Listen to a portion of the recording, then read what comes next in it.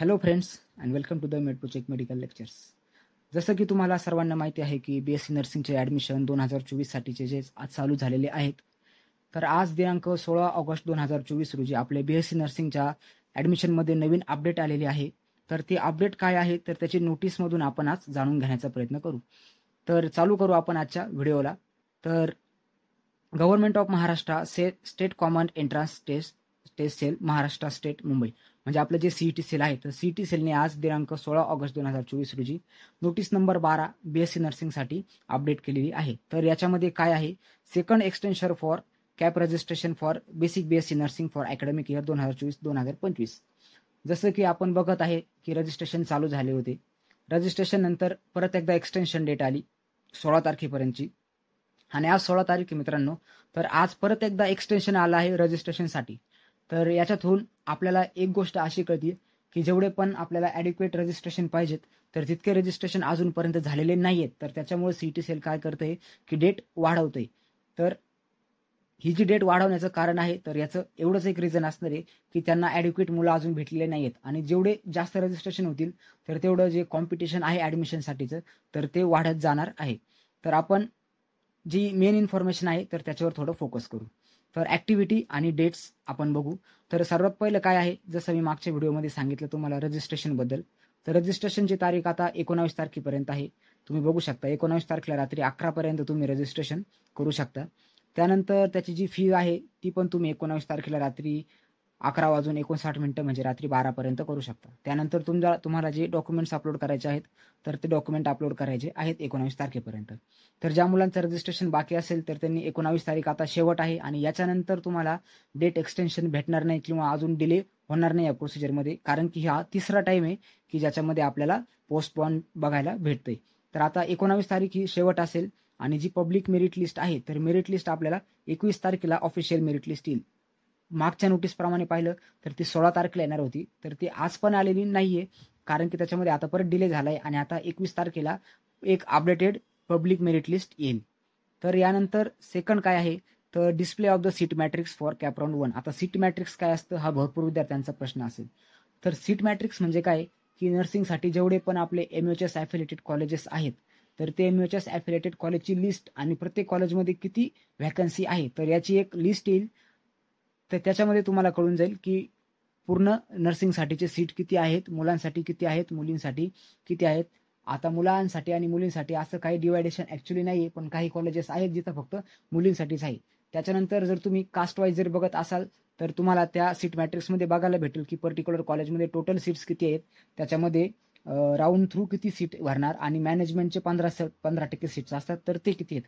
त्यानंतर तुम्हाला राऊंडमधून होणाऱ्या अलॉटमेंटमध्ये पण तुमच्या कॅटेगरीचे सीट्स असतात, रिझर्व्ह असतात. तर तुम्हाला तुमच्यासाठी किती टक्के रिझर्वेशन आहे, किती जागा रिझर्व्ह आहेत हे पण तुम्हाला बघायला भेटेल. तर याच्यामध्ये OBC आणि बाकी कॅटेगरीच्या मुलांचे भरपूर वेळेस काय होतं, OBCच्या जागा कमी असतात, मग त्यांचे ॲडमिशन ओपनमधून होतात. अशा विद्यार्थ्यांची पण स्कॉलरशिप येते. तर घाबरून जाण्याचं काही कारण नाही. तर आता आपण नेक्स्ट ॲक्टिव्हिटी बघू. तर online choice filling process by eligible candidates. तर जे पण कॅन्डिडेट आता इलिजिबल असतील कशासाठी, चॉईस फिलिंगसाठी, तर त्यांनी काय करायचं आहे, सीट मॅट्रिक्समधून तुम्हाला चांगले चांगले तुमच्या आवडीचे कॉलेजेस निवडायचे आहेत. त्यानंतर त्याला प्रायोरिटी वाईज सेट करायचे, त्यांना प्रायोरिटी वाईज नंबर करायचे आणि तुम्हाला 22 ऑगस्ट ते 25 ऑगस्टपर्यंत तुम्हाला चॉईस फिलिंग करायची आहे. चॉईस फिलिंगसाठी कॉलेजचा कोड माहिती पाहिजे असेल तुम्हाला, तर हा कोड तुम्हाला कुठे भेटेल, तर ज्यावेळेस तुम्ही तुमची सीट मॅट्रिक्स बघाल तर सीट मॅट्रिक्समध्ये कॉलेजचं नाव आणि त्याच्या शेजारी कॉलेजचा कोड असेल. कळलं इथपर्यंत. त्यानंतर खाली येऊ. आता खाली एक खूप इम्पॉर्टंट गोष्ट आहे, declaration for the selection list for cap round 1. ज्यावेळेस तुम्ही 25 तारखेपर्यंत तुमचे सर्व चॉईस फिलिंग प्रोसेस होणार तर 26 तारखेला लगेच एका दिवसामध्ये काय येणार की तुमची पहिली सिलेक्शन लिस्ट येणार, त्याला आपण कॅप राऊंड फर्स्ट बोलतो. तर तुमची पहिली सिलेक्शन लिस्ट त्या दिवशी येणार आणि ज्या मुलांचे ॲडमिशन्स मग होतील तर मग त्या मुलांनी काय करायचं, physical joining and filling status retention. तर त्या मुलांनी काय करायचं की पर्टिक्युलर कॉलेजला जिथं तुमचं सिलेक्शन होईल तर तुम्ही त्या कॉलेजमध्ये जायचं आहे आणि त्या कॉलेजमध्ये जाऊन तुम्ही ॲडमिशन घ्यायचं आहे. ज्या मुलांचं ॲडमिशन होणार नाही किंवा ज्यांचं सिलेक्शन होणार नाही तर अशा मुलांनी कॅप राऊंड सेकंडसाठी वेट करायचं आहे. तर कॅप राऊंड सेकंडसाठी यावर्षी परत एक अपडेट आलेली आहे की तुम्हाला तुमचं जे चॉईस फिलिंग आहे तर हे प्रत्येक वेळी करायचं आहे. म्हणजे प्रत्येक राऊंडच्या आधी तुम्हाला तुमचं चॉईस फिलिंग प्रोसेस करायची आहे आणि कॉलेजची लिस्ट तुम्हाला दरवेळेस अपडेट करत राहायचं आहे. तर ही होती थोडक्यात माहिती. आता 8 नंबरच्या पॉईंटवर आपण थोडं फोकस करू. Physically joining and filling the status retention form with all original documents and fees by DD or cheque. तर याचा अर्थ काय आहे, तर याची तारीख आधी बघून घ्या. 27 ते 31 म्हणजे ज्या मुलांचं ऍडमिशन होईल किंवा ज्यांचा कॅप राऊंड फर्स्टमध्ये नंबर लागेल त्यांच्या पर्टिक्युलर कॉलेजला, तर अशा मुलांनी काय करायचंय, 27 तारीख ते 31 तारखेपर्यंत त्या पर्टिक्युलर कॉलेजला जायचं आहे आणि तिथं जाऊन ऍडमिशन घ्यायचं आहे. आता इथे परत 2 कंडिशन येतात. तुम्हाला कॉलेज आवडतं किंवा नाही आवडतं. कॉलेज आवडलं तुम्ही डॉक्युमेंट घेऊन जा, चेक घेऊन जा आणि तुमचं ऍडमिशन करून घ्या. जर कॉलेज आवडलं नाही, तिथं गेल्यावर तुम्हाला कळलं की या बाबा मी जसा विचार केला तसं हे कॉलेज नाहीये, तर अशा वेळेस तुम्हाला बेटरमेंटसाठी जाण्याचा चान्स असतो. तर आता बेटरमेंट म्हणजे काय आणि रिटेन्शन म्हणजे काय, तर याच्याबद्दल आपण थोडक्यात माहिती जाणून घेऊ. रिटेन म्हणजे एखादी प्रोसेस थांबवणे. तुम्हाला कॉलेज आवडलं तर तुम्ही रिटेन्शनचा फॉर्म भरून द्या आणि ऍडमिशन फिक्स करून घ्या. जर तुम्हाला कॉलेज नाही आवडलं तर तुम्ही काय करायचंय, तर बेटरमेंटसाठी जायचंय. तर बेटरमेंटसाठी जाणं म्हणजे काय असतं, म्हणजे तुम्हाला आता कॉलेज आवडलं नाही तर तुम्ही पुढच्या राऊंडसाठी अपिअर व्हायचंय. तर पुढच्या राऊंडसाठी जे अपिअर होणार आहेत, तर तुम्ही फॉर एक्झाम्पल 1 ते 10 कॉलेज टाकले होते, तुमचं 7 नंबरचा कॉलेजला नंबर लागलाय आणि तुम्हाला असं वाटत होतं की नाही मला 5 नंबरचं कॉलेज पाहिजे होतं, तर तुम्ही अशा वेळेस बेटरमेंटसाठी जायचंय. बेटरमेंटसाठी गेलं की नेक्स्ट ज्यावेळेस तुम्ही पुढल्या राऊंडला जाणार, तर 7व्याच्या खालचे कॉलेज तुमच्यासाठी नॉन इलिजिबल असतील, तर 7व्याच्या वरचं जे कॉलेज आहे तर तिथं तुम्ही जाऊ शकता. म्हणजे त्या कॉलेजसाठी तुमचा नंबर लागण्याची शक्यता आहे.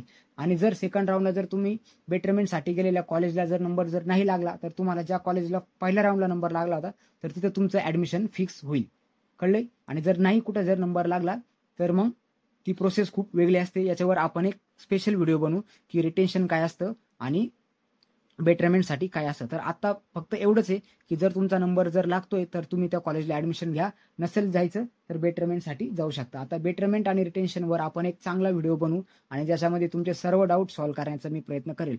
ऑलरेडी मागच्या वर्षी मी याच्यावर एक व्हिडिओ अपलोड केलेला आहे. तुम्ही चॅनलवर जा आणि तिथं खाली स्क्रोल करून बघा, तर तुम्हाला मागच्या वर्षी ऍडमिशनच्या प्रोसेसमध्ये हा व्हिडिओ तुम्हाला बघायला भेटेल. तर आजच्या याच्यामध्ये एवढंच होतं की आता आपल्याला आजच्या व्हिडिओतून इम्पॉर्टंट गोष्ट एवढीच आहे की तुमच्या रजिस्ट्रेशनसाठी तुम्हाला 2-3 दिवस जास्त भेटतायत 19 तारखेपर्यंत. तुम्ही ते करायचे आणि तुमची जी कॅप राऊंड 1 असेल, तर कॅप राऊंड 1 जे असेल तर ते तुम्हाला 26 तारखेला पूर्णपणे भेटेल आणि तुम्हाला ऑनलाईन चॉईस फिलिंग पण 22 ते 25 तारखेपर्यंत करायची आहे. तर चॉईस फिलिंगसाठी एक महत्त्वाचा मुद्दा येतो की कॉलेज कसं असलं पाहिजे. तर याची पण आपण एक छोटीशी लिस्ट बनवली होती आणि कॉलेज कसं असलं पाहिजे, बेस्ट कॉलेजमध्ये काय काय क्रायटेरियाज येतात, तर याच्यावर पण मी ऑलरेडी व्हिडिओ बनवलेला आहे. तो पण तुम्हाला माझ्या चॅनलवर बघायला भेटेल. तर हा व्हिडिओ जर तुम्हाला आवडला असेल किंवा याच्यावर जर काही जर शंका असेल तर तुम्ही कमेंट सेक्शनमध्ये विचारा. तुमचे डाऊट सॉल्व्ह करायचा 100% प्रयत्न केला जाईल.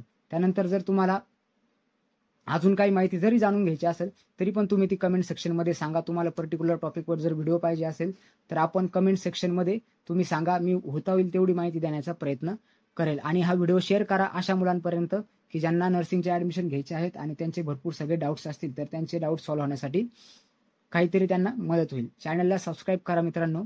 धन्यवाद.